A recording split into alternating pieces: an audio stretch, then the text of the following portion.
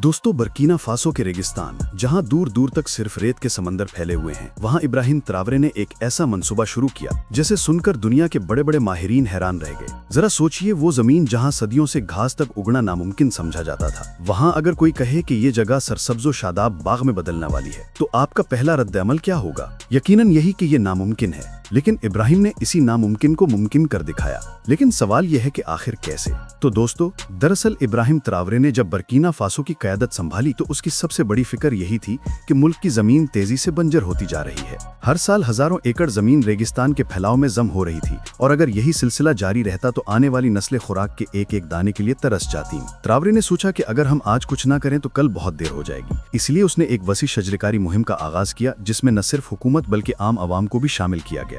आप हैरान होंगे कि ट्रावरे ने यह मुहिम सिर्फ दरख्त लगाने तक महदूद नहीं रखी, बल्कि उसने इसको कौमी जिम्मेदारी बना दिया। उसने ऐलान किया कि हर शहरी को हर साल चंद दरख्त लगाने होंगे या पौधों की देखभाल में हिस्सा डालना होगा। यहाँ तक कि शादी की तकरीबात में भी जोड़े अपने खास दिन की याद में एक पौधा लगाते, ताकि उनकी खुशियों के साथ एक नया दरख्त भी परवान चढ़े। देखते ही देखते ये मुहिम नहीं बल्कि एक कौमी तहरीक बन गई। हर तरफ लोग अपने हाथों में पौधे लिए रेगिस्तान की तरफ निकलते, और ये मंजर पूरे मुल्क के लिए उम्मीद की नई किरण बन गया। यही वजह है कि बर्कीना फासो की तारीख में पहली बार करोड़ों दरख्त लगाए गए। लेकिन ये कहानी यहाँ खत्म नहीं होती। इब्राहिम ट्रावरे ने लाखों दरख्त लगाए, मगर चंद साल बाद एक चौंका देने वाला मसला सामने आया। रेत के तूफान और तेज हवाएं पौधों को जड़ों समेत उखाड़ फेंकती थी। जो नन्हे पौधे जमीन में जड़ पकड़ने की कोशिश करते, वो या तो रेत के नीचे दब जाते या जड़ें खुलकर सूख जाती। इसके साथ साथ एक और बड़ी रुकावट ये थी कि रेगिस्तानी जमीन में जरखेजी ना होने के बराबर थी। जहां पौधों को खुराक मिलनी चाहिए थी, वहां सिर्फ खुश्क रेत थी। आप सोच सकते हैं कि लाखों पौधे जो बड़ी मेहनत से लगाए गए थे, उनमें से ज्यादातर पहले ही 2-3 सालों में मर गए। ये मंजर देखकर कई लोग मायूस हो गए और कहने लगे कि रेगिस्तान कभी भी सब्ज नहीं हो सकता। कुछ तो ये भी कहने लगे कि ट्रावरे का ये ख्वाब हकीकत से बहुत दूर है। लेकिन इब्राहिम ने हार नहीं मानी। उसने कहा, जमीन के जख्म बड़े हैं, इसलिए इलाज भी बड़ा करना होगा। और यहीं से एक ऐसी अनोखी सोच ने जन्म लिया जिसने आने वाले वक्त में सब कुछ बदल दिया। इब्राहिम ट्रावरे ने फैसला किया कि अगर जिंदा पौधे रेगिस्तान की सख्तियों को बर्दाश्त नहीं कर पा रहे, तो क्यों ना मुर्दा पौधों को ही जिंदगी देने के लिए इस्तेमाल किया जाए। जी हाँ नाजरीन, उसने ऐलान किया कि फसलों के बाद बच जाने वाले लाखों टन खुश्क डंठल, तनके और मरे हुए पौधे इकट्ठे करके रेगिस्तान की रेत के नीचे दफन किए जाएंगे। सुनने वालों को ये बात दीवानगी लगी। कुछ ने कहा, मुर्दा पौधे जमीन को क्या देंगे, मगर ट्रावरे की नजर मुस्तकबिल पर थी। आपको हैरत होगी कि बर्कीना फासो में हर साल हजारों टन तनका जाय हो जाता था, लेकिन अब पहली बार उन्हें खजाने की तरह इस्तेमाल किया जा रहा था। ट्रावरे ने हुक्म दिया कि मजदूर इन तनकों को खास तरतीब के साथ रेत पर बिछाएं, ऐसे जैसे शतरंज के खाने। इन खानों के अंदर बीज बोए जाएं, ताकि जब ये तन के गलें तो खाद में बदल जाएं और पौधों को नई जिंदगी दें। ये तरीका सिर्फ खाद ही नहीं बनाता, बल्कि रेत को भी रोक लेता है, ताकि हवा उसे इधर उधर न उड़ा सके। यूं लगता था जैसे मुर्दा तनकों के अंदर जिंदगी का राज छुपा हुआ है। अब रेगिस्तान के ऐन बीच में एक ऐसी बुनियाद रखी जा रही थी जो आने वाले बरसों में बर्कीना फासो के लिए इनकलाब साबित होने वाली थी। दोस्तों, तनकों के खाने बनाने का मंसूबा एक ऐसी तरकीब थी जिसने रेगिस्तान को बदलने की बुनियाद रख दी। इब्राहिम ट्रावरे ने मजदूरों को हुक्म दिया कि रेत के ऊपर तनके इस अंदाज से बिछाए जाएं जैसे कोई शतरंज की बिसात हो। ये खाने न सिर्फ रेत को एक जगह रोक लेते थे, बल्कि उनके अंदर उगने वाले पौधों को एक कुदरती हिफाजती ढाल भी फराहम करते थे। नाजरीन, जरा मंजर तस्वुर करें, सहराई गर्मी में पसीने से शराबों और मजदूर लंबी कतारों में तनके बिछा रहे हैं। रेत पर ये खाने ऐसे लगते थे जैसे किसी ने सुनहरी जाली फैला दी हो। फिर इन खानों के अंदर ऐसे बीज बोए गए जो सख्त तरीन हालात को भी बर्दाश्त कर सकते थे। चंद सालों में ये तनके गलकर खाद में बदल गए और इनके अंदर से सब्ज पौधे निकलने लगे। रेत जो पहले बेकाबू होकर उड़ती थी, अब इन खानों के अंदर कैद हो गई। ये खाने जमीन को थाम लेते, रेत के बहाव को रोक लेते और पौधों को वो सहारा देते जो उनके जिंदा रहने के लिए जरूरी था। एक वक्त आया कि जहां सिर्फ खुश्क टीले थे, वहां सब्ज घास ने अपनी जगह बना ली। और ये सब मुमकिन हुआ उस हिकमत अमली से जो बज़ाहिर बहुत सादा थी, लेकिन हकीकत में पूरी कौम के मुस्तकबिल को बदलने वाली थी।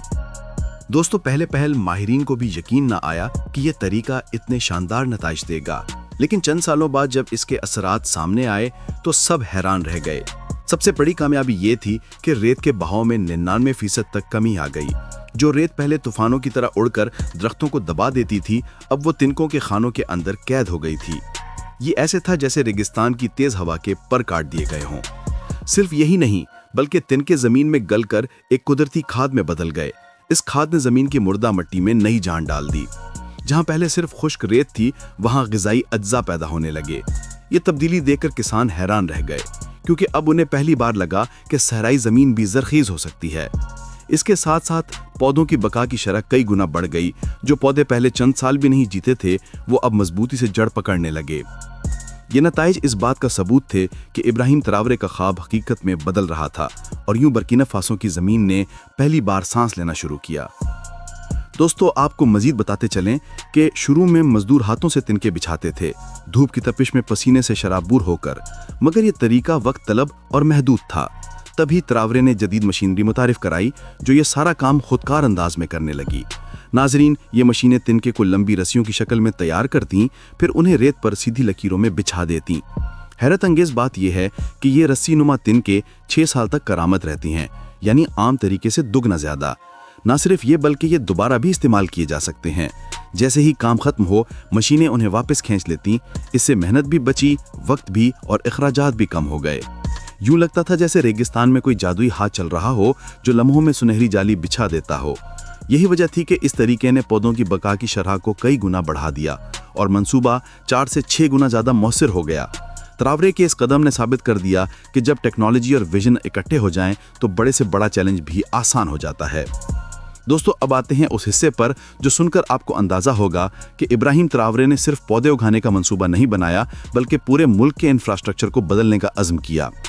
जब बर्किना फासो के रेगिस्तान से गुजरने वाली नई रेलवे लाइन और शाहराह की बात आई तो सब ने कहा कि यह नामुमकिन है।